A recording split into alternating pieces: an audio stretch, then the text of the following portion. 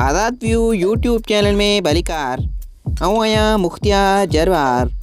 साथियों, हिन वीडियो में असां तव्हां खां पुछंदासीं कॉमन सेंस ऐं जनरल नॉलेज जा दिलचस्प सवाल। हीउ वीडियो ॾिसण खां पोइ यकीनन तव्हांजे इल्म में इज़ाफ़ो थींदो ऐं तव्हां इंजॉय पूर्ण कंदा।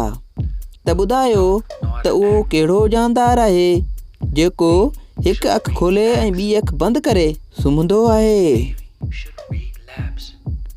साथियों, हर सवाल खां पोइ जवाब ॾियण जे लाइ तव्हां 10 सेकंड जो टाइम मौजूदु आहे।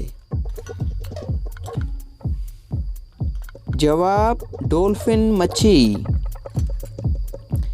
ॿुधायो त उहो कहिड़ो मुल्क आहे जंहिं वटि पंहिंजी आर्मी यानी फ़ौज नाहे।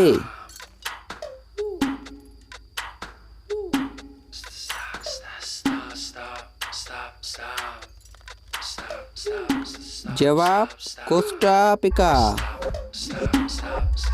साथियों, अॻियों दिलचस्प सवाल आहे त उहा कहिड़ी शइ आहे जेका पढ़ण लिखण में त मदद ॾिए थी पर न कलम आहे ऐं न ई वरी किताब आहे। ॿुधायो त छा आहे।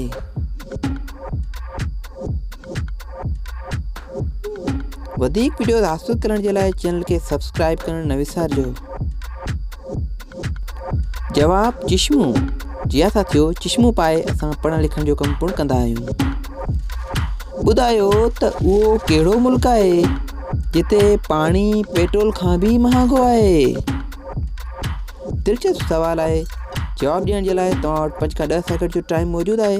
वधीक टाइम घुर्बल हुजे तव्हां वीडियो खे रोके पूर्ण सघो था। जवाब: वेनेज़ुएला।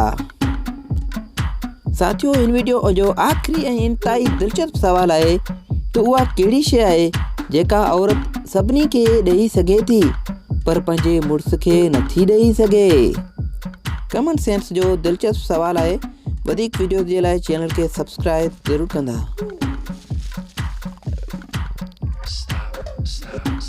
जवाब: राखी। जी हाँ साथियों, राखी जेका औरतूं मर्दनि खे ॿधंदियूं आहिनि जंहिं भाइर सम्झी। साथियों, हीअ वीडियो तव्हांखे कीअं लॻी, तव्हां केतिरनि सवालनि जा जवाब ॾिना, कमेंट में पंहिंजी राय जो इज़हार ज़रूरु कजो। वधीक वीडियो जे लाइ चैनल खे सब्सक्राइब करियो। दुआउनि में असांखे यादि रखंदा। अल्लाह हाफ़िज़।